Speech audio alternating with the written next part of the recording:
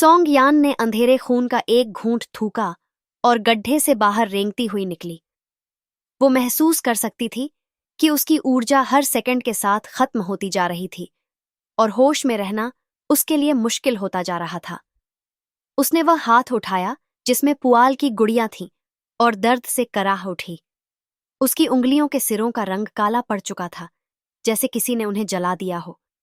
लेकिन सोंग यान जानती थी कि ऐसा इसलिए हुआ क्योंकि उसने जबरदस्ती ग्रजफील्ड को तोड़ने की कोशिश की थी। कुछ गर्म और खून जैसा स्वाद उसके गले में फिर से उठा और उसने फिर से एक घूंट खून खांस कर बाहर निकाला। चक, ये तो बिल्कुल भी काम नहीं कर रहा, उसने होठों से बहता खून पोंछते हुए कहा और फांग यानली को बुलाया। जैसे ही फांग यानली प्रकट हुई, आसपास का तापमान अचानक नीचे गिर गया। वह सोंग यान के पास झुकी और अपनी पेशानी उसकी पेशानी से सटाकर आंखें मूंद लीं। कुछ मिनट बाद उसने सिर उठाया और संक्षिप्त रिपोर्ट दी। तुम्हारे आंतरिक अंग ठीक हैं, लेकिन तुम्हारी कनी बहुत अस्थिर हो गई है। इन ऊर्जा ने कुछ उतार चढ़ाव पैदा कर दिए हैं और तुम्हारी जीवन ऊर्जा तो पूरी तरह अस्त व्यस्त हो चुकी है। ग्रज फील्ड ने तुम्हारी लगभग सारी जीवन शक्ति खींच ली थी। मैं साफ कह रही हूं, अगर मैं और बाकी आत्माएं स्पिरिट रिंग में न होती तो तुम अब तक मर चुकी होती। सोंग यान बमुश्किल जमीन से उठी। उसका सिर ऐसे धड़क रहा था जैसे फिर से किसी राक्षस ट्रक ने टक्कर मार दी हो। तो फिर शुक्रिया। फांग यानली उसकी इस लापरवाह टोन पर चिढ़ गई और हवा में ऊपर उठकर एकदम सोंग यान के सामने आ गई। क्या मतलब शुक्रिया? तुम्हें कोई अंदाजा है कि इतनी इन ऊर्जा जमा करने में हमें कितना वक्त लगा था? एक दो आत्माएं तो अपनी अगली शक्ति अवस्था में पहुंचने ही वाली थीं, लेकिन तुम्हारी वजह से उन्हें सब कुछ उलट देना पड़ा। पूरा स्पिरिट रिंग अस्त व्यस्त है। आत्माएं इधर उधर बिखरी पड़ी हैं और मरने की दुआ कर रही हैं। थोड़ा अच्छा व्यवहार करो हमसे। सोंग यान उसकी डांट पर हंस पड़ी। वह जानती थी कि फांग यानली इतनी बकवास इसीलिए कर रही थी क्योंकि वह उसकी चिंता कर रही थी। उसने फांग यानली के सामने पुआल की गुड़िया उठाई और मुस्कुराई। पर हमने ग्रज फील्ड तोड़ दिया। बकवास! अभी भी इस गुड़िया के बारे में सोच रही हो? तुम्हें नहीं दिखा कि ये तुम्हें लगभग एक जानलेवा श्राप दे ही चुकी थी? फांग यानली इतनी गुस्से में थी कि वो चाहती थी सोंग यान को एक थप्पड़ मारे और वापस रिंग में चली जाए, लेकिन उसने किसी तरह खुद को संभाल लिया। वह जानती थी कि सोंग यान के लिए इस ग्रज फील्ड को तोड़ना बहुत जरूरी था। इसलिए उसने कुछ नहीं कहा, बस अपनी गहरी काली आंखों से उस गुड़िया की ओर देखने लगी जिसे सोंग यान हाथ में पकड़े थी। आम लोगों के लिए यह पुआल की गुड़िया साधारण दिख सकती थी, लेकिन सोंग यान और फांग यानली दोनों उस पर फैली काली धुंध को साफ देख सकते थे। ये आत्मा अभी भी इसमें फंसी है। सोंग यान ने गंभीरता से सिर हिलाया और गुड़िया को स्प्रिट रिंग में रख दिया। इसकी रंजिश बहुत गहरी है। अगर मैंने इसकी आत्मा को बाहर निकाला तो ये सबसे पहले छू लियान का शिकार करेगी, और तुम जानती हो, निर्दोषों की हत्या स्वर्ग द्वारा दंडनीय मानी जाती है। वह आत्मा फिर कभी भी अधोलोक नहीं जा सकेगी। फांग यानली ने भौहें सिकोड़ लीं। क्या मतलब निर्दोष? उसने तो पहले ही बहुत बुराई कर रखी है। सोंग यान हल्के से हंसी और एक अदृश्यता वाला तावीज निकालकर अपने शरीर पर चिपकाया। तुम क्या सोचती हो, छू लियान अपने हाथ खून से रंगेगी? कभी नहीं। इसलिए तकनीकी रूप से वह निर्दोष है जब तक उसके हाथ खून से ना सने हों। लेकिन ये बात मेरी मां पर लागू नहीं होती। अगर मैंने उन्हें बाहर निकाला तो फू निवास ड्राइंग रूम में बहुत से लोग चिंता से बैठे थे। फू युशेन, जो फू रोंग से संपर्क नहीं कर पा रहा था, कमरे में बेताबी से चक्कर काट रहा था।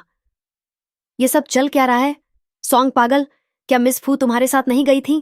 फिर अचानक उन्हें कौन उठा ले गया? पुराने बटलर फैन बेचैनी से बार बार दूसरे मास्टर का नंबर मिलाते जा रहे थे, यह जानने के लिए कि कहीं उन्हें कुछ पता तो नहीं चला। लेकिन फू युशेंग, जो अपनी बहन के अगवा होने की खबर मिलते ही विदेश से सीधे फ्लाइट पकड़कर वापस लौटे थे, उन्हें मजबूरन अपना फोन बंद करना पड़ा। चाहे फू युशेंग कितने ही प्रभावशाली व्यक्ति क्यों न हो, उनके संपर्क इतने व्यापक नहीं थे कि वो दूसरे देश में बैठकर अपनी बहन के बारे में सब कुछ जान सकते। उन्होंने पुलिस कमिश्नर से इस मामले को संभालने के लिए जरूर कहा, लेकिन हालात ऐसे थे जैसे फू रोंग हवा में गायब हो गई हों। ना कोई सुराग, ना ही कोई गवाह। यह तक पता नहीं चल पा रहा था कि उन्हें कब और कहां से उठाया गया। बटलर फैन, आपको हुआ क्या है? फू यूशेन, जो लगातार फू रोंग का नंबर डायल कर रहे थे, आखिरकार झुंझला उठे। इस सब का सिस्टर लान से क्या लेना देना है? ये रोंग की ही गलती है। उसे घर पर चुपचाप बैठना आता ही नहीं। ऐसे संदिग्ध बार्स में जाने का क्या तुक है? लेकिन कोई लेकिन नहीं बटलर फैन, ये सब रोंग की खुद की गलती है। सोफे पर बैठी सॉन्ग लान ने समय देखकर हल्की सी सिसकी ली और रोते हुए कहा, नहीं शेन, सब मेरी गलती है। मैं बड़ी हूं, मुझे रोंग को उस बार में जाने से रोकना चाहिए था। वो मेरी ही चूक थी। अब तुम क्या रो रही हो? फू रोंग, जो उसी समय दरवाजे से घर में दाखिल हुई, उन्होंने अपना जैकेट कपड़ों की रैक पर फेंका और सॉन्ग लान की ओर तीखी नजर डालते हुए बोली, सिस्टर लान, ये तुम क्या कह रही हो कि वो बार संदिग्ध था? क्या वो वही बार नहीं था जिसे तुमने चुना था? यही तो कहा था ना कि वो तुम्हारी किसी दोस्त की बार है। सॉन्ग लान की तो जैसे आत्मा ही शरीर छोड़ चुकी थी जब उसने फू रोंग को सुरक्षित घर लौटते देखा। शुरुआत में तो उसे लगा कि शायद उसे भ्रम हो रहा है। आखिरकार उसने इस योजना में बहुत पैसा खर्च किया था, यहां तक कि बूढ़े मास्टर से एक ट्रेस एक्सटिंक्शन तावीज भी बनवाया था ताकि पुलिस भी फू रोंग का पता न लगा सके जब तक कि वो दो गुंडे अपना काम न निपटा लें। ऐसे में वो कैसे मान लेती कि आज रात मरने वाली फू रोंग उसके सामने खड़ी है, और वो भी जिंदा। सॉन्ग लान तब अपनी तंद्रा से बाहर आई जब फू रोंग ने उसका नाम लिया। शुरुआत में वह स्तब्ध रह गई, लेकिन फिर उसने खुद को संभाल लिया। हालांकि फू रोंग उन दो गुंडों से किसी तरह बच निकली थी, लेकिन ऐसा लग रहा था कि उसे अब तक यह पता नहीं चला था कि उन्हीं गुंडों को सॉन्ग लान ने ही उसे रास्ते से हटाने के लिए भेजा था। क्योंकि अगर फू रोंग को यह सच पता चल गया होता तो वह इस तरह शांत खड़ी बातें नहीं कर रही होती। तब तक तो वह उसकी गर्दन पर झपट पड़ी होती। इसलिए बटलर फैन की सवालिया निगाहों और फू यूशेन के उलझे हुए चेहरे के बीच सॉन्ग लान तेजी से फू रोंग की ओर बढ़ी और उसे गले से लगा लिया। भले ही उसे फू रोंग के शरीर से आ रही सस्ती तंबाकू की दुर्गंध असहनीय लग रही थी, फिर भी उसने खुद को जबरन एक करीबी बहन की तरह उसे गले लगाने पर मजबूर किया। आह रोंग, जब वे आदमी तुम्हें उठा ले गए थे, मैं डर के मारे कांप गई थी। भगवान का शुक्र है कि तुम सही सलामत वापस आ गई। फिर उसने खुद को पीछे खींचा और बड़े प्यार से फू रोंग का चेहरा थाम कर मुस्कुराई, जैसे कोई बड़ी बहन अपनी छोटी बहन के लिए सच्ची चिंता जता रही हो। मेरा मतलब ये था कि चाहे कोई भी मालिक हो, संदिग्ध जगह तो संदिग्ध ही रहती है। तुम अभी बहुत छोटी हो ऐसी जगहों पर जाने के लिए। बार्स और कैसीनो तुम्हारे लिए नहीं है। मुझे तुम्हें रोकना चाहिए था, लेकिन मैं खुद ही तुम्हारे साथ चली गई। यही मेरी सबसे बड़ी गलती थी। सॉन्ग लान ने अपने शब्दों को इतनी सावधानी से चुना था कि किसी को भी उस पर शक नहीं हुआ। उसने हर बात इस तरह से कही कि कोई भी उस पर उंगली न उठा सके।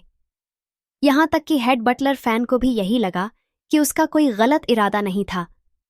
लेकिन फू रोंग, उसका मन कर रहा था कि वो उस औरत का चेहरा नोच दे। उसे अब पूरी तरह यकीन हो गया था, सॉन्ग लान कोई आसान दुश्मन नहीं थी। उसे खुशी थी कि उसने अपनी सेकंड भाभी की बात मान ली और उस वक्त सॉन्ग लान पर आरोप लगाते हुए झपट नहीं पड़ी, वरना आज उसका आपा ही खो बैठती। फू रोंग ने सॉन्ग लान की तरफ तीखी नजर डाली और खुद को थप्पड़ मारने से रोका। फिर जबरन मुस्कुराते हुए वही मीठा लहजा अपनाया जो वो हमेशा सॉन्ग लान के साथ दिखाती थी। ऐसा है क्या? तो बहन लान शायद सही कह रही हैं। मुझे अपनी पढ़ाई पर ध्यान देना चाहिए, न कि ऐसे संदिग्ध बार्स और पब्स में जाने पर। लेकिन इससे पहले कि वो खुद को रोक पाती, उसके मुंह से एक तीखी फुफकार निकल गई। लेकिन बहन लान, तुम्हें अपनी उस दोस्त से कहना चाहिए कि अपने बार की सुरक्षा थोड़ी मजबूत करवा ले। देखो तो सही, दो आदमी मुझे तुम्हारे सामने से उठाकर ले गए और तुम उन्हें रोक भी नहीं सकी। फू रोंग ने अपनी भावनाओं को दबाने की पूरी कोशिश की, लेकिन वो खुद को रोक नहीं सकी। आखिरकार वो फू परिवार की छोटी बेटी थी और उसे इतनी नीची हालत में लाया गया था। जब फू रोंग ने ये बातें कहीं तो सुनने में साफ लग रहा था जैसे वो सोंग लान को दोष दे रही हो। सोफे पर बैठे फू युशेन का दिल तब से तेजी से धड़क रहा था जब से उसने सुना कि उसकी बहन का अपहरण हुआ है। उसे जैसे तैसे एक पल की राहत मिली ही थी कि फू रोंग की ये आरोप भरी आवाज सुनते ही वो फिर से चौकन्ना होकर खड़ा हो गया। बहन लान वही सोंग लान थीं जिन्हें फू युशेन बचपन से मानता और मानता आया था। ऐसे में वो कैसे देख सकता था कि किसी ने उन्हें गलत समझा हो।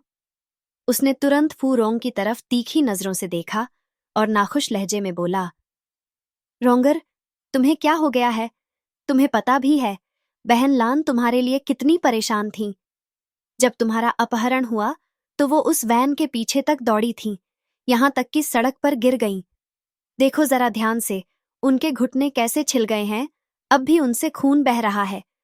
बहन लान को दोष देने के बजाय कभी अपने बारे में भी सोचो। तुम्हारी जिद और बगावती हरकतों की वजह से ही तुम्हें उन गुंडों ने पकड़ लिया। अगर तुम चुपचाप घर पर रहती तो क्या ऐसा कुछ होता? शेन, ये तुम क्या कह रहे हो? सोंग लान ने तुरंत हस्तक्षेप किया। तुम देख नहीं रहे कि रोंग किस दर्द से गुजरी है और तुम उसे डांट रहे हो? हालांकि उसने यह कहा, मगर उसने एक बार भी यह नहीं कहा कि फू यू शेन ने कुछ गलत कहा है, जैसे कि उसकी कही हर बात पूरी तरह से सही हो। फिर उसने फू रोंग की ओर देखा और उसकी आंखों की तीव्रता धीरे धीरे कम हो गई। उसने सिर झुका लिया जैसे बहुत पश्चाताप में हो और नम्रता से बोली, रोंग, मुझे पता है कि मुझसे गलती हुई। मुझे तुम्हें उस बार में नहीं ले जाना चाहिए था और तुम्हारा ठीक से ध्यान रखना चाहिए था। लेकिन विश्वास करो, मैं तुम्हें बहुत प्यार करती हूँ और हर दिन तुम्हारी सही सलामत वापसी के लिए दुआ कर रही थी। जब सामने खड़ी छोटी चुड़ैल ने कोई प्रतिक्रिया नहीं दी तो सोंग लान ने चुपचाप सिर थोड़ा उठाया और फू रोंग के चेहरे के भावों को ध्यान से देखा। लेकिन जब उसने फू रोंग की आंखों में हल्की सी बेरुखी की झलक देखी तो उसका दिल एक पल के लिए ठहर गया। सोंग लान जहां फू रोंग को पढ़ने की कोशिश कर रही थी, वहीं फू रोंग भी अब उसे एक अलग नजर से देख रही थी। अगर सोंग यान ने उसे पहले से आगाह न किया होता और अगर उसने उन गुंडों की बातें न सुनी होती तो शायद वो सोंग लान की इन बातों में सच्चाई देखती। लेकिन अब उसका दिल ठंडा हो चुका था और उसकी रूह तक कांप उठी थी। यह औरत जो उसके सामने खड़ी थी डरावनी थी। अगर वो सच में उसकी सच्ची दोस्त होती तो उसके अपहरण की खबर सुनते ही उसका मानसिक संतुलन खो जाना चाहिए था। लेकिन इसके उलट सोंग लान न केवल शांत और संयमित बनी रही, बल्कि बेहद सावधानी से अपने शब्दों का चयन कर रही थी और उससे भी खतरनाक बात, वो उसकी भावनात्मक प्रतिक्रियाओं को परख रही थी, जैसे कि कोई गहरी साजिश रच रही हो। इस समय चाहे फू रोंग कुछ भी करती, सोंग लान की अत्यधिक सहानुभूति और चिंता के सामने उसकी कोई भी प्रतिक्रिया उसे नीचा दिखा सकती थी। क्या कोई बहन कहने वाली दोस्त ऐसा बर्ताव करती है? फू रोंग ने अपनी जलती हुई नाराजगी को दबाया और सोंग लान की पीठ पर हाथ फेरते हुए मुस्कुराकर बोली, सब ठीक है बहन लान, मैं बस थोड़ा गुस्से में थी। आपको बात को इतना दिल से लगाने की जरूरत नहीं है। उसे यह नहीं पता था कि सोंग यान और सोंग लान के बीच की दुश्मनी की असली वजह क्या थी, लेकिन एक बात साफ थी, सोंग यान की सोंग लान के प्रति नफरत सिर्फ इस बात तक सीमित नहीं थी कि सोंग लान ने उनके पिता को छीन लिया और उन्हें घर से निकाल दिया। वह नफरत कहीं ज्यादा गहरी थी, इतनी गहरी कि सब कुछ सहने के बावजूद सोंग यान अभी तक संयम बनाए हुए थी। और जब सोंग यान जैसी लड़की अपने गुस्से को पीकर मुस्कुराना सीख सकती है तो फू रोंग को भी इस डायन के सामने मुस्कुराना आ ही जाना चाहिए। सोंग लान एक बार फिर से चौंक गई। वो अभी सोच ही रही थी कि कैसे किसी बहाने से फू रोंग को फिर से घर से बाहर निकाला जाए, लेकिन ये लड़की तो पढ़ाई की बातें कर रही थी और कह रही थी कि अब सारा दिन घर पर ही रहेगी। क्या ये सच में गंभीर थी? उसने होंठ भींचे और फू रोंग के चारों ओर हल्के सुनहरे प्रभामंडल को घूरने लगी। ये सब उस ताबीज की बदौलत था जो पुराने गुरुजी ने उसके लिए विशेष रूप से बनाया था। उस ताबीज को पहनकर वो किसी के भी भाग्य की ऊर्जा देख सकती थी, और वो फू रोंग के इस सुनहरे प्रभामंडल को उसी दिन से देख रही थी जब से उसने पहली बार उसे देखा था। अगर ऐसा न होता तो क्या वो इस मूर्ख लड़की के आगे सिर झुकाकर उसकी खुशामद करती? सुनहरा प्रभामंडल सिर्फ उन लोगों के पास होता है जो अपने पिछले जन्मों में राजा, रानी या मंत्री रहे हों। ऐसे लोग चाहे जितनी बार जन्म लें, उनका भाग्य हमेशा शुद्ध और शक्तिशाली बना रहता है। इतने भाग्यशाली लोग बहुत ही दुर्लभ होते हैं, और फू परिवार जैसे कुलीन वंशजों में ही अक्सर इस तरह की दिव्य आभा देखने को मिलती है। सोंग यान के पास भी ऐसी आभा थी, क्योंकि उसका भाग्य फू युशेंग से जुड़ा था। कितना दुर्भाग्य! सोंग लान ने सोचा था कि जैसे उसने सोंग यान की किस्मत को अपने हक में मोड़ा था, वैसे ही फू रोंग की किस्मत भी खींचकर अपने पास कर लेगी।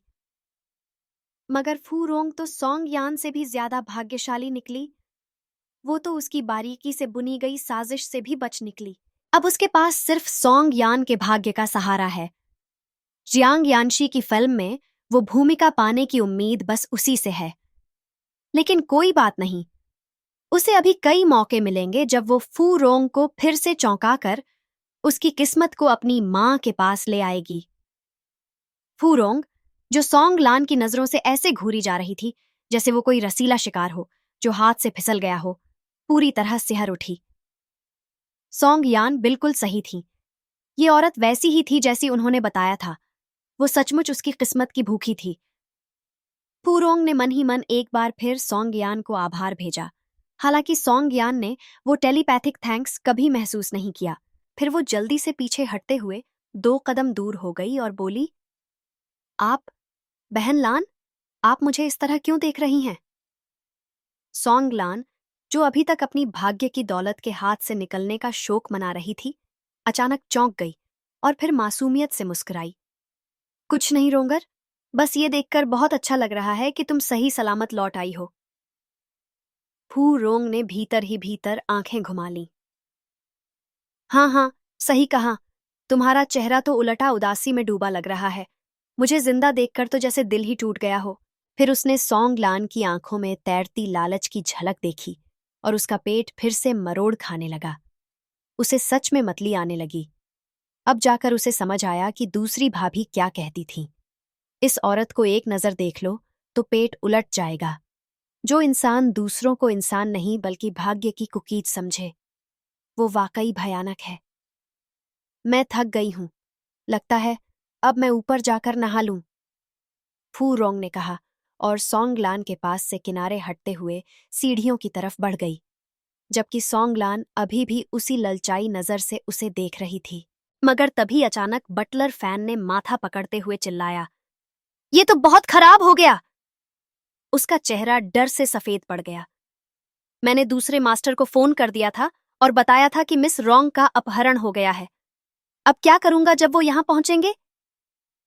फू रोंग ने देखा कि जैसे ही बटलर ने दूसरे भाई का जिक्र किया, सोंग लान का चेहरा क्रिसमस ट्री की तरह जगमगा उठा। उसके मन में एक बार फिर गिल्ट की आग भड़क उठी। ये सब उसी की वजह से हो रहा था। उसी ने इस चुड़ैल को अपने घर में आने दिया था और अपनी देवदूत जैसी दूसरी भाभी को निकाल बाहर किया था। अब क्या करे? वो अपने दूसरे भाई को इस डायन के चुंगल में नहीं फंसने दे सकती। फू रोंग ने बटलर फैन की ओर मुड़कर ठंडी रूखी आवाज में कहा, तो क्या, बस उन्हें बता दो कि मैं सुरक्षित वापस लौट आई हूं और उन्हें आने की कोई जरूरत नहीं। अगर वो फिर भी आ ही गए हैं तो वापस लौट भी सकते हैं, है ना? उनके कारोबार की अहमियत इस घटना से कहीं ज्यादा है। नहीं! सोंग लान की अचानक चीख सुनकर सभी चौंक गए। जब उसने देखा कि सबकी निगाहें उसकी ओर उठ गई हैं, तो वो धीरे से होंठ काटते हुए कुछ असमंजस भरे लहजे में बोली, रोंगर, तुम्हारे दूसरे भाई इतने समय बाद देश लौट रहे हैं। उन्हें आने दो, कुछ समय घर पर बिताने दो। तुम भले ही अब ठीक हो, लेकिन सोचो, तुम्हारे भाई कितने डर गए होंगे। देखो, उन्होंने तो अपना सारा काम छोड़कर तुम्हारे लिए उड़ान भर ली, जबकि बहन यान के लिए उन्होंने ऐसा कभी नहीं किया था। फुयू शेन ने सोंग यान का नाम सुनते ही नाक भौं सिकोड़ते हुए कहा, वो तो होना ही था। रोंगर कौन है और वो औरत कौन? उन दोनों के बीच का फर्क तो जैसे आसमान और जमीन का है। मेरे दूसरे भाई क्यों उस औरत के लिए परेशान होते? सोंग लान ने फू यू शेन की बातों पर अंदर ही अंदर गजब की तसल्ली महसूस की। सोंग यान के बारे में ऐसा सुनकर उसे अजीब सी संतुष्टि मिली, लेकिन फिर भी उसने बाहर से गंभीरता दिखाते हुए फू यू शेन को डांटने की कोशिश की। शेन, मेरी बहन के बारे में ऐसा मत कहो, फू यू शेन ने मजाक उड़ाते हुए कहा। आप तो बस बहुत दयालु हैं सिस्टर लान। जिसने आपसे सब कुछ छीन लिया, आप उसी को अब भी इतने बड़े दिल से देखती हैं। फिर जैसे उसे कोई जबरदस्त आइडिया आया हो, वो उत्साह से बोला, सिस्टर लान, क्यों ना आप यहीं रुकें और हमारे साथ नाश्ता करें? दूसरे भाई तब तक आ जाएंगे ही। वैसे भी अब तो सुबह हो ही चुकी है और वो औरत घर पर है भी नहीं। यही तो वो सुनना चाहती थी। सोंगलान का चेहरा हल्के गुलाबी रंग में खिल उठा।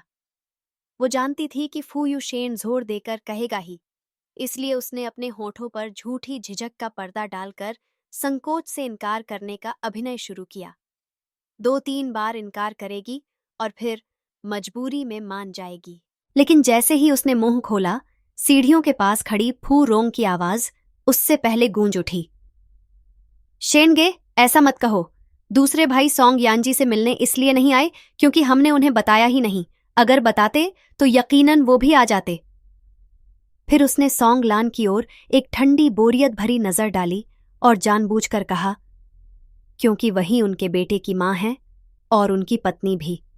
और अगर सिस्टर लान यहां रुकती है जबकि सोंग यान घर पर नहीं है, तो अफवाहें फैलेंगी जो न सिस्टर लान के लिए ठीक होंगी और न ही हमारे परिवार के लिए। क्या आप चाहते हैं कि हमारे दूसरे भाई को पराई औरतों के पीछे भागने वाला कहा जाए? एक ऐसा मर्द जिसने अपनी पत्नी को धोखा दिया?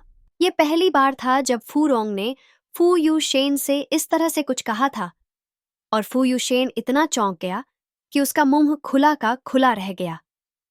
रोंगर, तुम... फू रोंग ने अपनी जगह से सिर ऊंचा किया और आखिरी वार के तौर पर कहा, लगता है कम से कम हम में से एक तो मेरे गायब रहने के दौरान अक्लमंद हो गया है। भाई शेंग! इससे पहले कि कोई कुछ समझ पाता, सोंग लान पहले ही फू यू शेंग के पास पहुंचने के लिए बढ़ चली थी। और क्यों न बढ़ती? वो जगह तो असल में उसी की थी। अगर सोंग यान सोंग परिवार में उस स्वर्णिम भाग्य वाली आभा के साथ पैदा न होती, तो आज फू यू शेंग की पत्नी वहीं होती। दोनों ही सोंग परिवार की बेटियां थीं। फिर भी एक के पास सब कुछ था और दूसरी के पास कुछ नहीं। मगर अब उसे जल्दी करने की जरूरत नहीं थी। जिस रफ्तार से वो आगे बढ़ रही थी, एक दिन सब कुछ उसका ही होगा। इन विचारों से उसका मन भर गया और सोंग लान की मुस्कान और भी चमक उठी। वो फू यू शेंग के पास तेजी से जाना चाहती थी, मगर उसे याद आ गया कि फू यू शेंग को कोमल और शांत स्वभाव की लड़कियां पसंद हैं।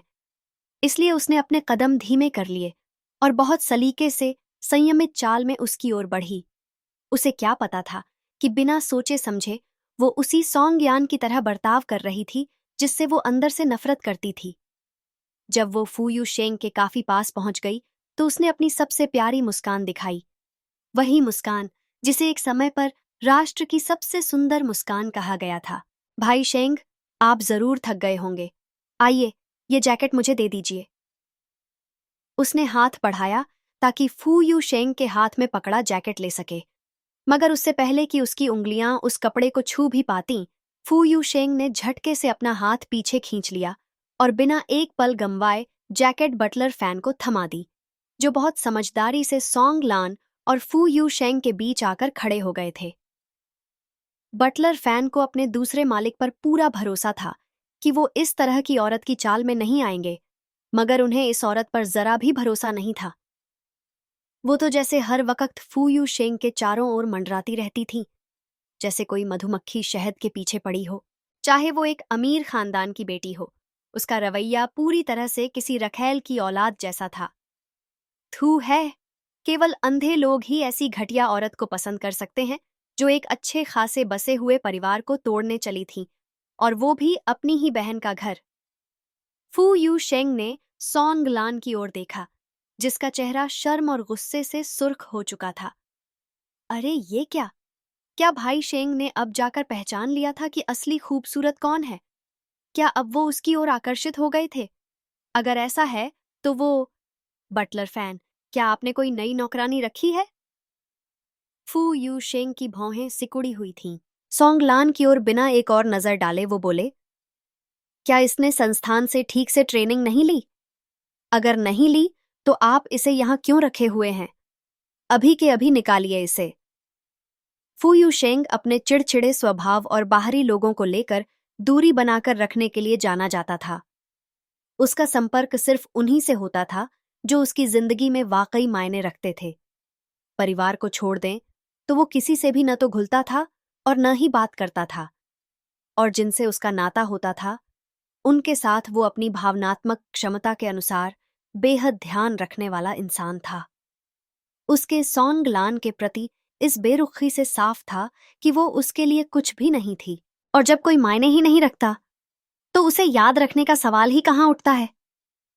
बटलर फैन तो लगभग हंसी में दम घुटने को आ गया था, मगर जैसे तैसे उसने अपनी हंसी को खांसी में छुपा लिया। देखा, उसने पहले ही कहा था, सिर्फ अंधे लोग ही इस औरत को पसंद कर सकते हैं, और चूंकि उनके दूसरे युवा मालिक अंधे नहीं थे तो उन्हें इसकी कोई परवाह नहीं थी। हाँ, अब देखो, तुम्हारे मुंह पर पड़ा ना तमाचा, ओ नकली मालकिन बनने की ख्वाहिश रखने वाली। हालांकि वो अंदर ही अंदर सोंगलान की बेइज्जती पर मन ही मन हंस रहा था, फिर भी उसने बड़ी निपुणता से गला खंखारा और अपने दूसरे मालिक को पूरी निष्ठा से जवाब दिया, नहीं, दूसरे मालिक, ये मिस सॉन्ग हैं। जब फूयू शेंग की भौहें अब भी टेढ़ी बनी रहीं, तो बटलर फैन ने और भी मुलायम लहजे में जोड़ा, मैडम सॉन्ग की सौतेली बहन मिस सोंगलान। देखा ये, मेरे दूसरे मालिक के लिए तुम कोई नहीं हो। अगर मैडम सॉन्ग न होती तो वो तुम्हें पहचानते भी नहीं, और फिर भी तुम्हारी इतनी हिम्मत कि तुम मैडम सॉन्ग की जगह हथियाने चली हो। क्या बेहयाई है, तस्क तस्क। सोंगलान कभी एक रखैल की बेटी के तमगे के नीचे जी चुकी थी, इसलिए उसे ऐसे छुपे हुए अपमान पहचानने में देर नहीं लगती थी। उसे पता था कि बटलर फैन उसे नापसंद करता है, क्योंकि वो अपनी ही सौतेली बहन के पति को फंसाने की कोशिश कर रही थी। मगर तो क्या हुआ? अगर ये बूढ़ा नौकर उसे तुच्छ समझता है तो उसकी मां को भी कभी इसी नजर से देखा गया था। लेकिन अब देखो कहाँ पहुंच गई थी वो। वो वक्त दूर नहीं जब वो खुद फू परिवार की मालकिन बनेगी। फिर देखना इस बुढ़े नौकर की अच्छे से देखभाल कैसे होती है। लेकिन फिलहाल उसने अपनी नाराजगी को दबा लिया। अपने अंदर उबाल मारते गुस्से को निगलकर उसने खुद को पहले से भी ज्यादा बेबस और कमजोर दिखाया। वैसे भी उसके लिए ये सब करना मुश्किल नहीं था। उसके पास था उसका बीमार सुंदरता का तावीज, जिसे वो हमेशा अपने साथ रखती थी। बस जैसे ही उसने छुपकर उस तावीज को हल्का सा रगड़ा, उसके चेहरे का सारा रंग उड़ गया।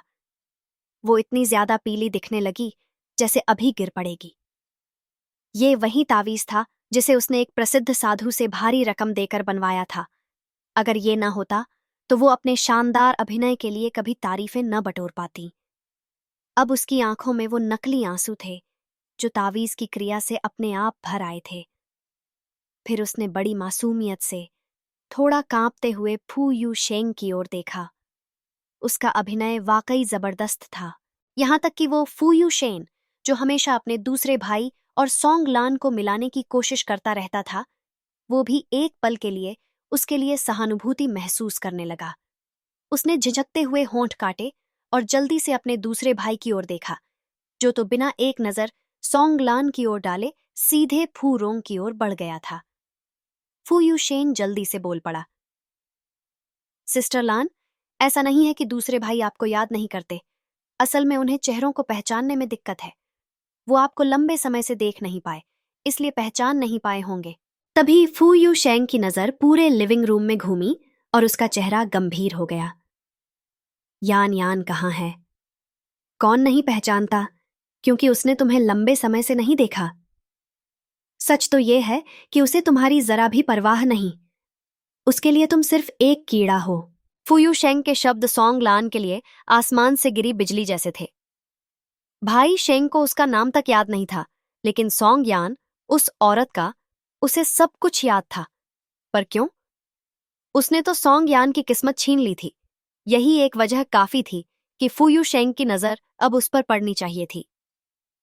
आखिरकार सॉन्ग यान तो उसकी किस्मत की वजह से ही फू यू शेंग से शादी कर पाई थी।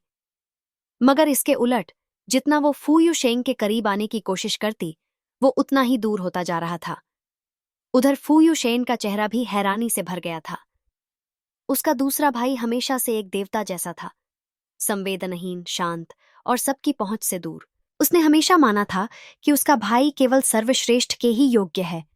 लेकिन वो सच में उस औरत के बारे में पूछ रहा था? क्यों? जितना वो इस बारे में सोचता, उतना ही बेचैन होता गया और अंत में खुद को रोक नहीं पाया। दूसरे भाई, आप उस औरत के बारे में क्यों पूछ रहे हैं? फू यूशेंग अपने कमरे की तरफ जा ही रहा था कि उसे अपने छोटे भाई का सवाल सुनाई दिया। उसके माथे पर हल्की सी शिकन आई। उसने पलटकर फू यूशेन को देखा और झुंझलाते हुए आवाज में बोला, फू यूशेन, लगता है तुम्हें फू परिवार के नियम भूल गए हैं। तुम उसे वो औरत कह रहे हो? वो तुम्हारी दूसरी भाभी है। कितनी बार तुम्हें समझाना पड़ेगा ये? हर बार जब फू यूशेंग घर लौटता, उसे यही राग बार बार अलापना पड़ता। इसीलिए तो उसे घर आना पसंद नहीं था। ना समझ भाई बहन, एक जिद्दी मक्खी जो हर वक्त उसके आसपास मंडराती रहती थी, और एक पत्नी जो हर वक्त दुखी और कमजोर सी रहती थी। काश सॉन्ग यान कभी खुद के लिए आवाज उठाए। अब तो उसे भी उसके बचाव में खड़े होने से थकान होने लगी थी। वो मेरी भाभी नहीं है दूसरे भाई। आप किसी से भी शादी कर सकते थे, फिर भी आपने उसी से क्यों शादी की? फू यूशेन भी फू यूशेंग जितना ही जिद्दी था। उसे हमेशा लगता कि वो कभी गलत नहीं हो सकता। उसकी नजर में सॉन्ग लान उसके दूसरे भाई के लायक नहीं थी, तो फिर वो कभी उसे स्वीकार क्यों करता? फू यूशेन। अब फू यूशेंग की सहनशीलता की सीमा पार हो चुकी थी। उसने माथे की बीच की नस पकड़ते हुए गुस्से में दहाड़ लगाई और अपने भाई की ओर आग उगलती नजरों से देखा। तुम फू परिवार की परंपराएं भूलते जा रहे हो। हम एक ही औरत से शादी करते हैं और जिंदगी भर उसी के प्रति वफादार रहते हैं। हमारे दादा ने यही किया, हमारे पिता ने भी, और अब मैं भी वही करूंगा। इसलिए ये बेहुदा ख्याल दिमाग से निकाल दो और फालतू हरकतें बंद करो। फू यूशेन में चाहे तेंदुए जैसा हौसला हो, मगर जब बात आती थी अपने भाई के गुस्से की, तो उसमें इतनी हिम्मत नहीं थी कि उसका सामना कर सके। भले ही उसे लगता हो कि वो सही है, फिर भी वो चुपचाप होंठ भींचकर चुप हो गया। जब फू यूशेन ने बहस करना बंद किया, तब फू यूशेंग की नजर सॉन्ग लान पर पड़ी। उसकी आंखों में एक पल के लिए झुंझलाहट चमकी। तो ये है वो औरत जिसने उसके और सॉन्ग यान के रिश्ते में जहर घोलने की कोशिश की थी। शुरुआत में फू यूशेंग को उस औरत का नाम तक याद नहीं आता था जिसके साथ उसकी पत्नी ने उस पर कथित अफेयर का इल्जाम लगाया था। लेकिन जब उसने देखा कि फू यूशेन बार बार उसकी तरफदारी कर रहा है और ठीक वैसा ही बर्ताव फू रोंग भी करती है, तो उसकी नज़र में सॉन्ग लान की अहमियत और भी गिर गई। वो कोई ऐसा आदमी नहीं था जो किसी खूबसूरत चेहरे पर फिदा हो जाए, और वैसे भी ये खूबसूरती तो औसत से भी नीचे थी। जब सॉन्ग लान ने देखा कि फू यूशेंग उसे देख रहे हैं, तो उसके दिल में खुशी की लहर दौड़ गई। वो थोड़ा संकोच करते हुए मीठे स्वर में बोली, भाई शेंग। लेकिन फू यूशेंग ने उसे बस कुछ सेकंड के लिए देखा और फिर बिना कोई जवाब दिए सीढ़ियों की ओर मुड़ गए। मगर जाते जाते भी वो एक सख्त आदेश देना नहीं भूले। बटलर फैन, मेहमान को बाहर का रास्ता दिखाइए। अभी सुबह सुबह है, हमारा घर इस वक्त किसी मेहमान की मेजबानी नहीं कर सकता। इस एक वाक्य में ही उन्होंने दो बातें साफ कर दीं। पहली, सॉन्ग लान उनके परिवार का हिस्सा नहीं है, और दूसरी, एक परोक्ष चेतावनी, वो उनके भाई बहनों से ज्यादा घुलने मिलने की कोशिश न करे। फू यूशेंग भले ही औरतों के मामले में अनुभवहीन हों, मगर उन्हें चालाकी की बू बहुत दूर से ही आ जाती थी। उनके इस आदेश ने सॉन्ग लान और फू यूशेन दोनों को स्तब्ध कर दिया। सिर्फ बटलर फैन और फू रोंग ही थे जो सॉन्ग लान के चेहरे पर छाई अविश्वास की छाया का मजा ले रहे थे।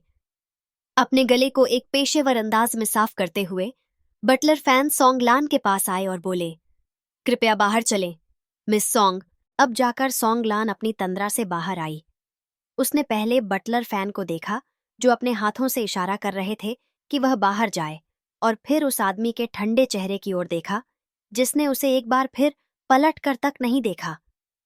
निकाले जाने और झूठी तहजीब में बाहर का रास्ता दिखाने में अब कोई फर्क नहीं रह गया था। उसने उम्मीद भरी नजरों से फू रोंग की तरफ देखा, मगर हैरानी की बात यह थी कि फू रोंग ने उसे पूरी तरह नजरअंदाज किया और चुपचाप सीढ़ियां चढ़ने लगी। फू यू शेन उसे रोकना चाहता था, लेकिन अपने दूसरे भाई के खिलाफ जाने की हिम्मत उसमें भी नहीं थी। वो बस शर्मिंदगी में नजरें फेरकर चुप खड़ा रहा। चाहे सॉन्गलान की त्वचा कितनी भी मोटी हो, इतनी बेइज्जती के बाद वो अपनी सारी शर्म बेचकर भी वहां नहीं रुक सकती थी। आखिरकार बटलर फैन की सख्त निगरानी में उसे फू हवेली से बाहर निकाल दिया गया। कार में बैठते ही सॉन्गलान ने पीछे मुड़कर घृणा से बटलर फैन को घूरा, जो खुशी खुशी चलते हुए अंदर जा रहे थे। उसके चेहरे पर गुस्से की एक लहर दौड़ गई। उसने गाड़ी की स्टीयरिंग को इतनी जोर से पकड़ा कि उसकी उंगलियों की नसें तक सफेद पड़ गईं। उसने दांत भींचते हुए फुफकारा, बूढ़े, बस तू देखता जा। पहले उस कमीनी औरत से निपट लूं, फिर तुझे भी ऐसी जगह भेजूंगी जहां से लौटना मुश्किल होगा। अगर इस वक्त फू यू शेन उसका चेहरा देख लेता तो हैरानी से शायद उसे सदमा ही लग जाता, क्योंकि उस मासूम और प्रेम भरी सूरत का अब कोई नामो निशान नहीं बचा था।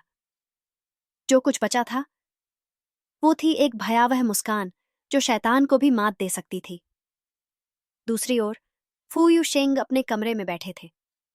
उनके हाथ में वो तलाक के कागजात थे जो अब धूल से अटे पड़े थे, और वहीं रखा था शादी का अंगूठी जो सॉन्ग यान ने पीछे छोड़ दी थी। काफी देर तक फू यू शेंग बिल्कुल स्थिर बैठे रहे। फिर उनके वे लंबे नसों से भरे हाथ जो सिर्फ अहम दस्तावेजों पर दस्तखत करने के लिए उठते थे, उन्होंने तलाक के उस दस्तावेज को फाड़ डाला। उनके शानदार चमड़े के जूते उन टुकड़ों को कुचलते चले गए, और वो नजरों में बर्फ जैसी ठंडक ली बोले, तलाक? इसकी तो कोई गुंजाइश ही नहीं। सॉन्ग यान को नहीं पता था कि जिससे वह लगातार भाग रही थी वह आदमी अब देश लौट आया है। सिर्फ इतना ही नहीं, वह तो अब उसे ढूंढ निकालने की तैयारियों में भी लग चुका था। लेकिन सॉन्ग यान के पास अब इन सब बातों की चिंता करने की न तो ताकत थी न ही समय। पिछली रात जो कुछ हुआ उसके बाद वह थक कर चूर हो चुकी थी, और उससे भी बड़ी बात, उसे रास्ते में एक ऐसी रुकावट का सामना करना पड़ा जिसकी वह बिल्कुल भी तैयारी नहीं कर पाई थी। अब वह पहले से ही आधा घंटा लेट हो चुकी थी। फू चेन आमतौर पर सुबह 6 बजे उठता था और अभी 5:30 बजे थे। सॉन्ग यान डर रही थी कि अगर उसका बेटा उसे अपने पास सोता हुआ न देखे तो घबरा सकता है, और फिर अगर उसने रोना धोना शुरू कर दिया तो उसके भाई और भाभी जाग जाएंगे और फिर शुरू होंगे सवालों का सिलसिला। तू रात भर कहाँ थी? क्या कर रही थी? सॉन्ग यान नहीं चाहती थी कि उसका भाई उसकी शक्तियों के बारे में जान पाए, क्योंकि इससे उसका परिवार और ज्यादा खतरे में पड़ सकता था। इसलिए उसके लिए जरूरी था कि वह किसी भी हालत में 6 बजे से पहले घर पहुंच जाए। सौभाग्य से वह अपने भाई के अपार्टमेंट तक 15 मिनट पहले ही पहुंच गई। जैसे ही वह घर के अंदर दाखिल हुई, उसने तेजी से कपड़े बदले, एक झटपट स्नान किया और बिल्कुल किसी परछाई की तरह अपने बेटे के पास आकर लेट गई। उसे यह सब करने का जैसे ही समय मिला, फू चैन उसके बगल में करवट लेकर हिलने लगा। यह देखकर सॉन्ग यान ने तुरंत अपनी आंखें बंद कर लीं और सोने का अभिनय करने लगी। फू चेन, जो अपनी मां के बगल में सो रहा था, धीरे से अपनी आंखें खोली और सीधा होकर बैठ गया। एक पल के लिए वह घबरा गया, क्योंकि यह जगह उसके लिए थोड़ी अनजानी थी, मगर फिर कल की सारी घटनाएं धीरे धीरे उसकी याद में लौट आईं और उसकी आंखों में जो आंसू आ रहे थे वह पीछे हट गए। उसने एक गहरी सांस ली और अपने बाईं ओर देखा। उसकी मां उसके पास ही सो रही थी। फू चेन ने जल्दी से अपनी आंखें पोंछ डाली। फू फू, मैं भी कितना रोईला हूं। मां तो मेरे पास ही है और मैं अभी अभी रोने ही वाला था। अगर मां ने देख लिया होता तो कितनी शर्मिंदगी होती। झो युआन, जो मां बेटे के इस प्यारे और भावुक दृश्य को देख रही थीं, भीतर से चिल्ला उठने को तैयार थी। ओह माय गॉड, कितना प्यारा है ये बच्चा। उसे पूरा यकीन था कि इतनी क्यूटनेस इस नन्हे बच्चे को शायद अपने पिता से मिली है, क्योंकि उसकी बर्फ सी ठंडी मालकिन तो कुछ भी क्यूट नहीं लगती थी। मानव एयर कंडीशनर फू यू शेंग, माफ कीजिए मॉमी, उठो, सुबह के 6 बज गए। फू चेन ने अपनी सोई हुई मां के गाल थपथपाते हुए कहा। सॉन्गयान ने जैसे ही बेटे की नन्ही उंगलियां अपने चेहरे पर महसूस की, अपनी आंखें खोल दी और मुस्कुराईं। उसने फू चेन को प्यार से गोद में भर लिया और उसके पेट पर रस भरी फुहारें, रास्पबेरीज, छोड़ने लगी। फू चेन, जो इतनी सुबह सुबह गुदगुदी से परेशान था, हंसता चला गया, मगर उसके चेहरे पर कोई नाराजगी नहीं थी।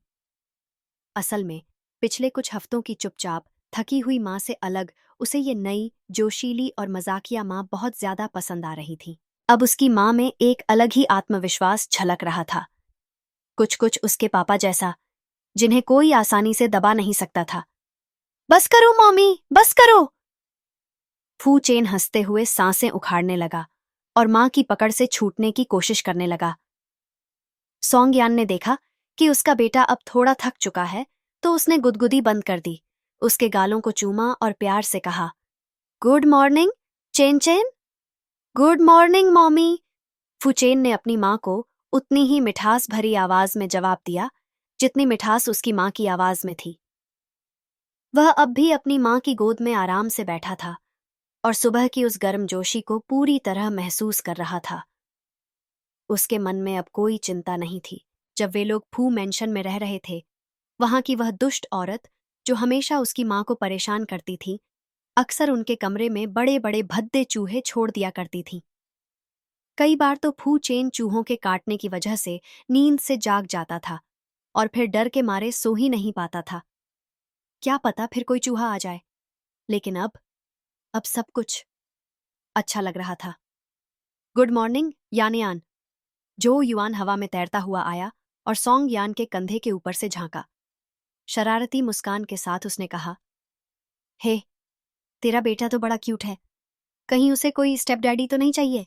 सॉन्ग यान का अच्छा खासा मूड झो युआन की चिकनी छुपड़ी बात सुनते ही फुर्र हो गया।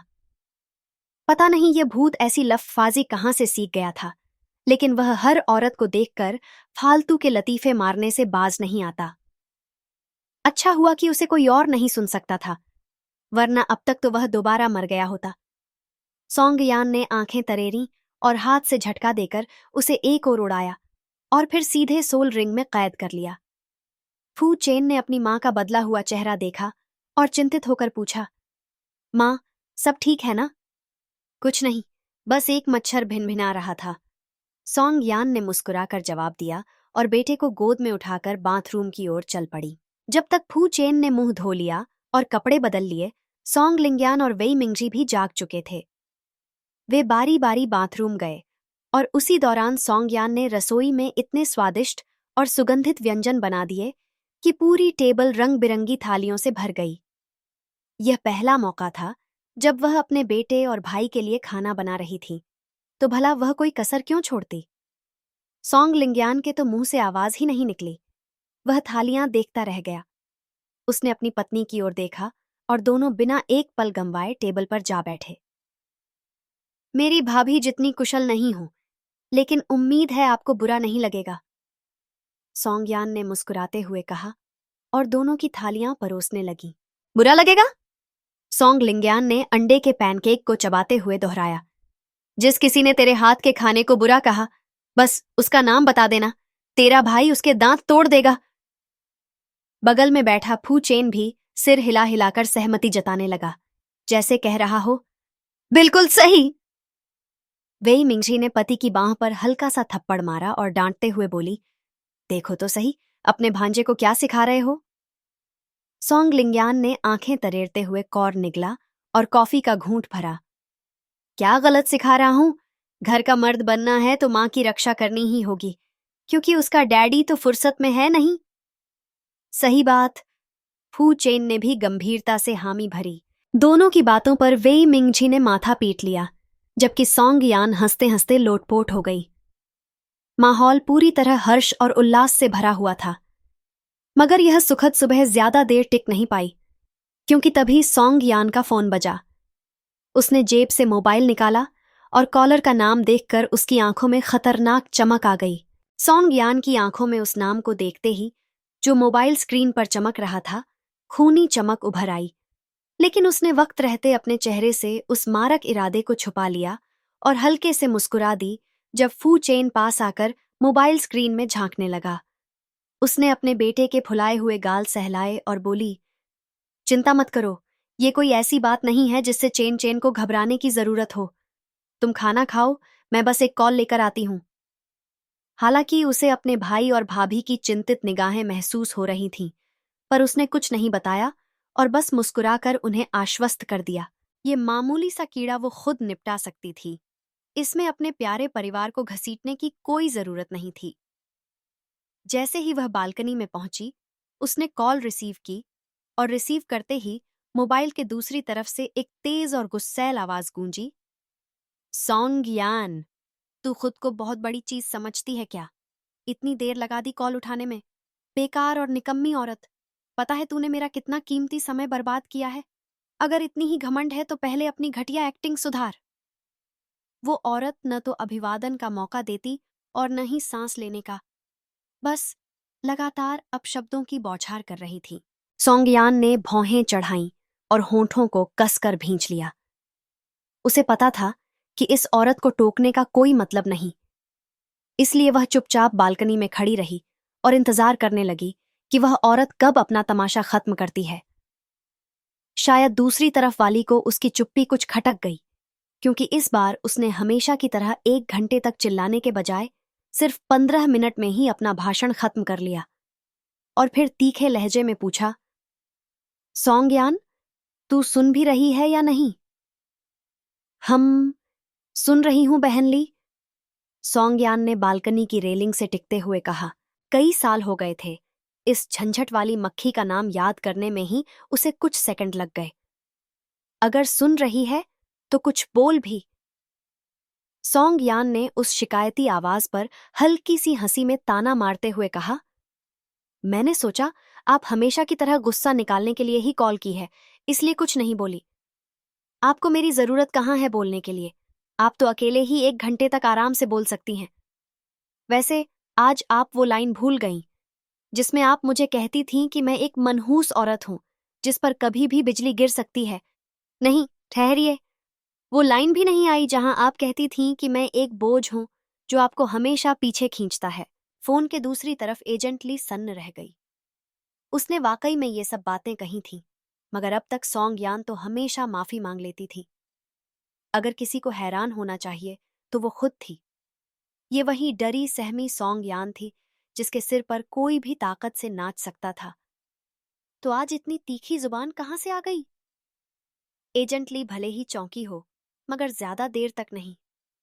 वो एक सी ग्रेड एजेंट थी और उसने कई सितारों को शर्मीले से बगावती बनते देखा था। सॉन्गयान भी अब उन्हीं में से एक थी। फिर उसके मन में एक बात कौन थी, जरूर इसे किसी का सपोर्ट मिल गया है, तभी ये इतनी अकड़ दिखा रही है। हुम्फ, पर फर्क क्या पड़ता है? कोई भी हो, ये कभी भी सॉन्गलान जितनी नहीं बन सकती, जो कि फू परिवार के दूसरे बेटे की गर्लफ्रेंड है। इसलिए जब एजेंट ली ने यह सोचा कि शायद सॉन्गयान को किसी का सपोर्ट मिल गया है, तो उसके बोलने के लहजे में कोई सुधार नहीं आया, बल्कि उसका रवैया और ज्यादा ताना भरा हो गया। उसने हिकारत से कहा, सॉन्गयान, तुम्हारे तो जैसे पंख ही उगाए हैं, है ना? न कंपनी आ रही हो और न ही कॉल्स का जवाब दे रही हो। क्या तुम्हें लगता है ये कंपनी तुम्हारी है? सॉन्गयान, तकनीकी रूप से देखा जाए तो हाँ, कंपनी फूयू शेन के छोटे भाई फूयू शेन की जिम्मेदारी में थी, लेकिन असली सीईओ तो मेरा पति था। तो हाँ, कंपनी मेरी ही हुई ना। लेकिन सॉन्गयान ने कभी भी फूयू शेंग के साथ अपने रिश्ते को सार्वजनिक नहीं किया था। उसके परिवार के लोग तो उल्टा उस पर ताना मारते थे कि वो सिर्फ फेम के लिए फूयू शेंग का नाम इस्तेमाल करना चाहती है। तब वो जवान थी, उसका दिल भी जरा जल्दी भड़क जाता था। जबकि सच्चाई ये थी कि उसकी शादी फूयू शेंग से उसके पिता और दादा फू के कहने पर हुई थी, तो फिर हर बार उसे ही लोभी औरत क्यों कहा गया? उसी गुस्से में सोंगयान ने खुद से वादा किया था कि वो कभी भी फू यू शेंग के नाम का इस्तेमाल अपने फायदे के लिए नहीं करेगी, और वो इस वादे पर तब भी टिकी रही जब सब उसे यूं ही रौंदते रहे। अब जब वो अपने अतीत को देखती है तो मन करता है खुद को एक जोरदार थप्पड़ मार दे। क्या बेवकूफी थी! इतना बड़ा मौका उसकी झोली में आया और उसने खुद ही उसे ठुकरा दिया। लेकिन अब पछताने से कुछ नहीं होगा। उस वक्त उसका नाम लेना मुमकिन नहीं था, और अब जब तलाक के कागज साइन कर उसे भेज भी दिए हैं, अब तो बिल्कुल नहीं। सोंगयान ने गहरी सांस ली और अपनी भौहों के बीच की नस दबाई। बहन ली, क्या मेरे घर वालों ने छुट्टी की अर्जी नहीं दी थी? मैं एक एक्सीडेंट का शिकार हो गई थी और अस्पताल में भर्ती थी, तो इतनी जल्दी क्यों मचाई जा रही है? क्या अब तो तुम अस्पताल से डिस्चार्ज हो ही चुकी हो ना? और वैसे भी एक बार सोंगलान को भी चोट लगी थी, लेकिन उसने तो टूटे हाथ के साथ शूटिंग पूरी की थी। आई आवाज में पूरी हिकारत थी। ओह, तो बात यह है। सोंगयान ने मन ही मन सोचा।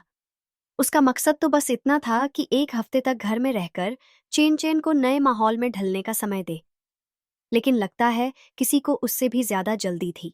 उसके होंठों पर एक धीमी मुस्कान आ गई जैसे ही उसने अपने नाखूनों को देखने का बहाना किया। माफ कीजिए बहन ली, मुझे नहीं पता था कि आपकी नज़र में एक्सीडेंट में कोमा में चले जाना और कोहनी टूट जाना दोनों एक जैसी बात हैं।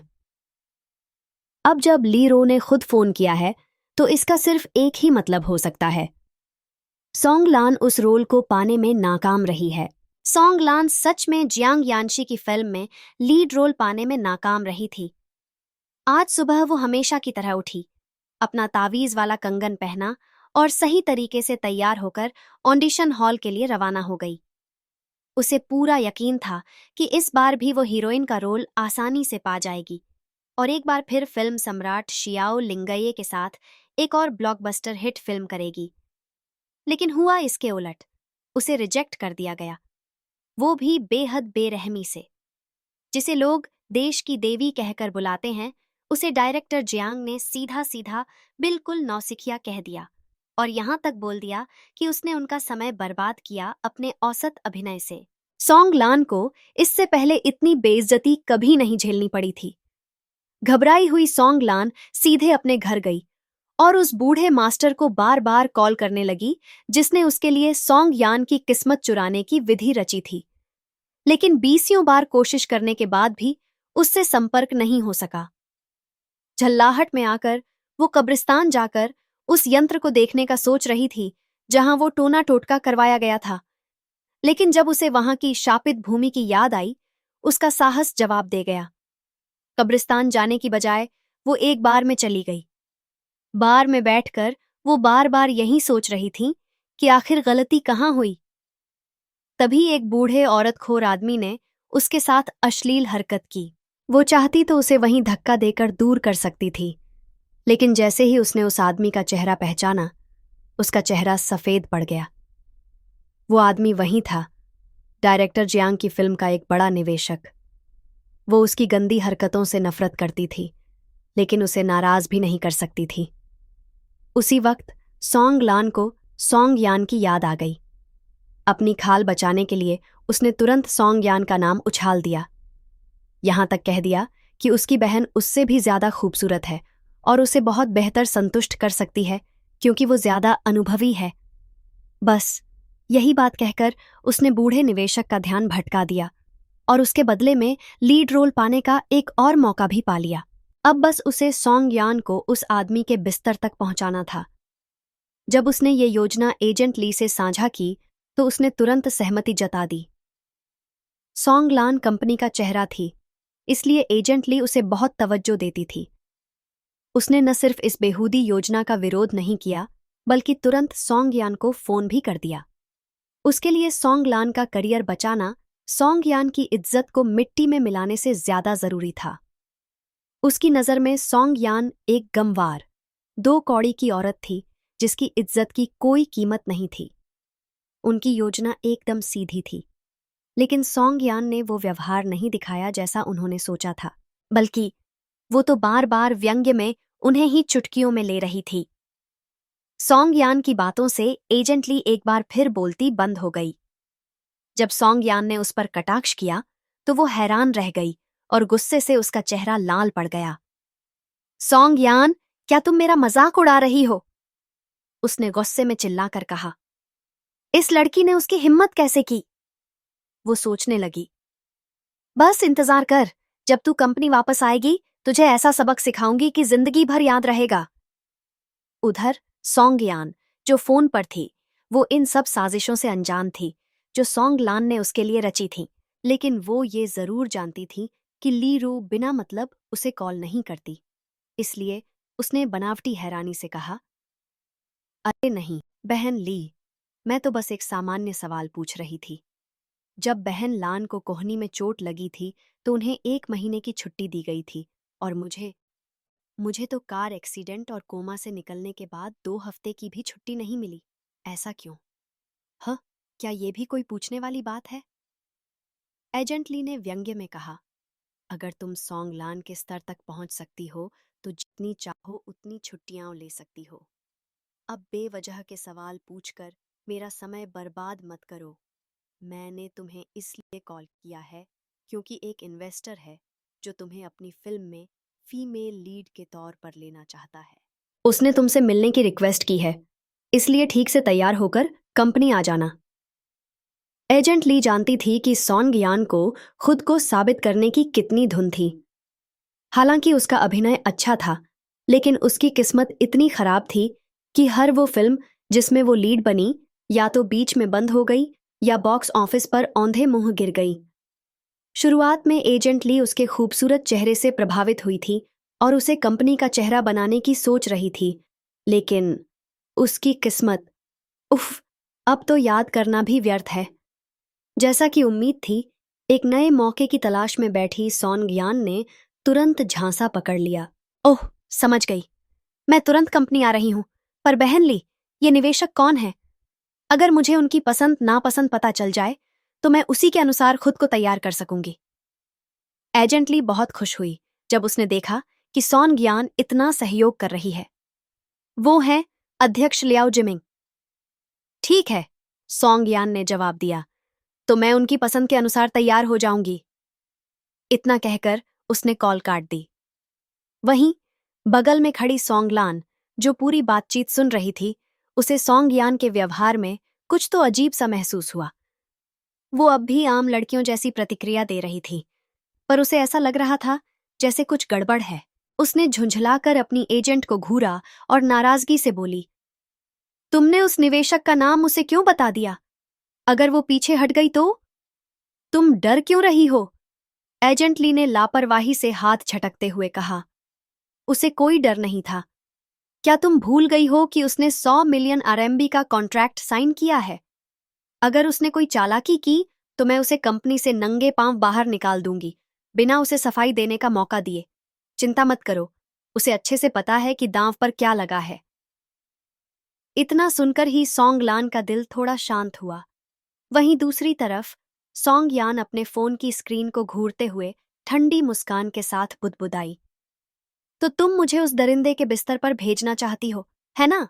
उसे लियाओ जिमिंग के बारे में अच्छी तरह से मालूम था। वो एक मामूली कंपनी का अध्यक्ष था, लेकिन खुद को किसी बड़े उद्योगपति से कम नहीं समझता था।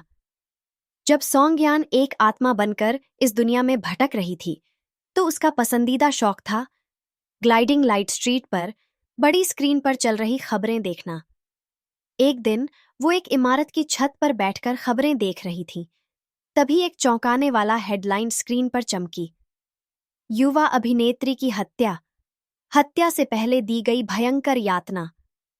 वो इस खबर को भूल भी जाती अगर आज ली रू की बातों ने उसे याद न दिलाया होता, क्योंकि उस हेडलाइन के नीचे हत्यारे का नाम लिखा था, लियाओ जिमिंग।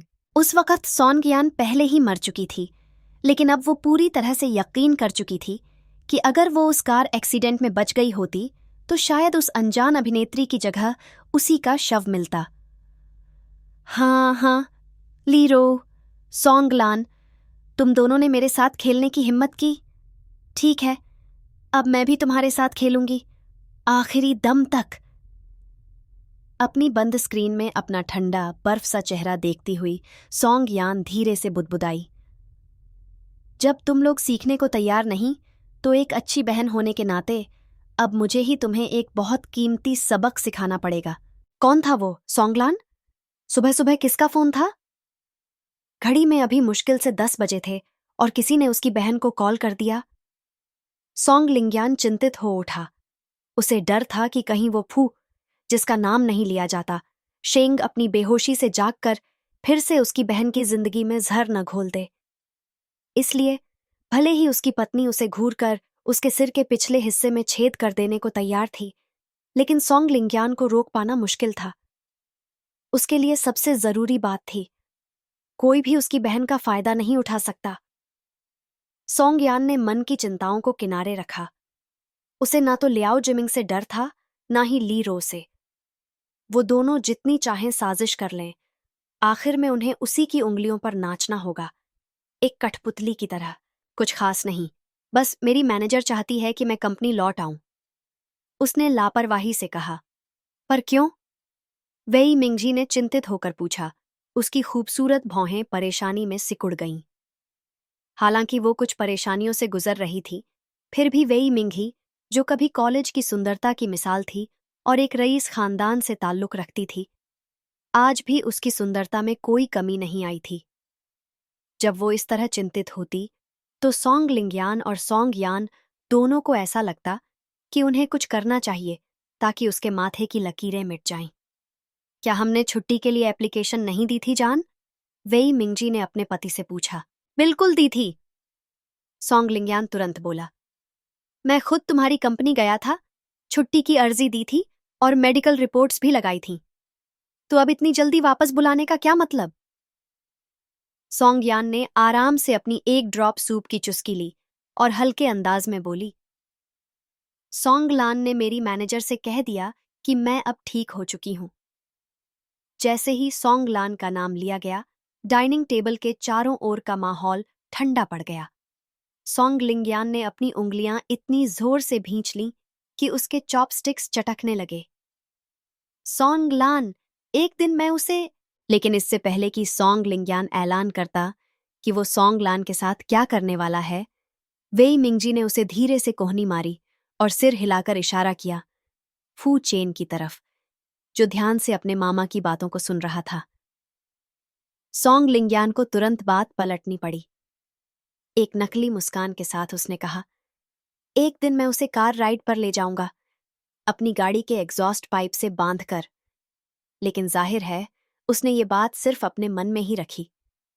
सॉन्ग यान ने अपने भाई की मजाकिया हरकत देखी और फिर एक नजर डाली उस काली कड़वी शव जैसी ची पर, जो उसके भाई और भाभी के शुभ भाग्य को लील रही थी।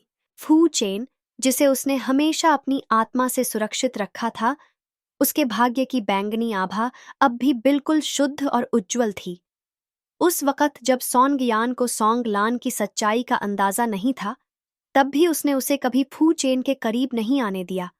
लेकिन उसके भाई और भाभी उतने भाग्यशाली नहीं थे। अब साफ था, उन्हें निशाना बनाया गया है और निशाने पर हैं छू लियान और सॉन्ग लान। सॉन्ग यान ने अपनी जेब, या कहें अपनी आत्मिक अंगूठी से 3 तावीज निकाले और अपना हाथ बढ़ाया।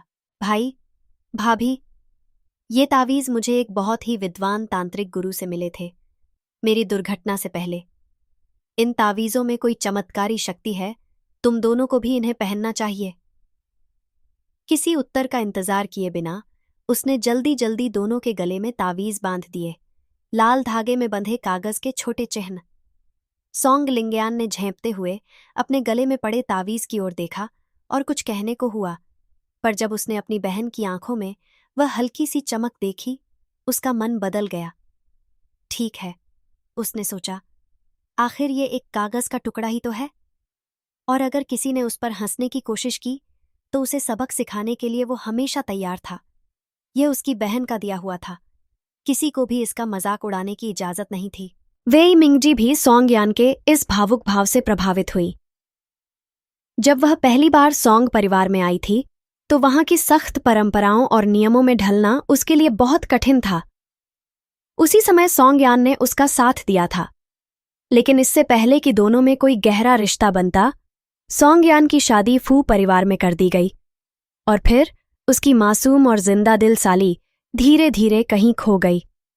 हालांकि उसे यकीन नहीं था कि ये तावीज़ कुछ विशेष कर पाएंगे, फिर भी वो सोंगयान को मना नहीं कर सकी और चुपचाप उसे बांधने दिया।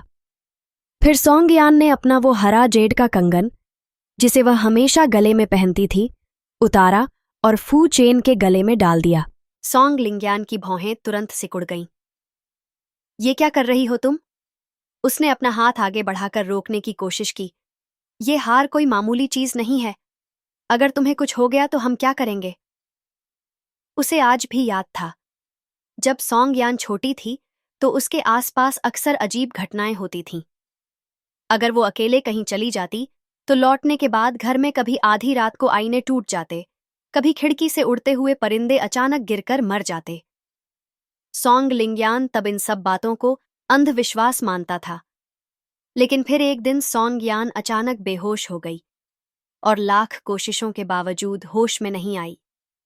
डॉक्टर भी असहाय हो गए। तब उनकी माँ उसे मंदिर ले गई और वहां संयोगवश एक सिद्ध ताओवादी से मुलाकात हुई।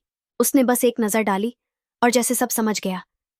बस एक कड़वी मुस्कान के साथ उसने ये जेड हार उनके हाथ में रख दिया और जैसे ही ये हार सोंगयान की त्वचा से छुआ, उसकी बंद आंखें खुल गईं।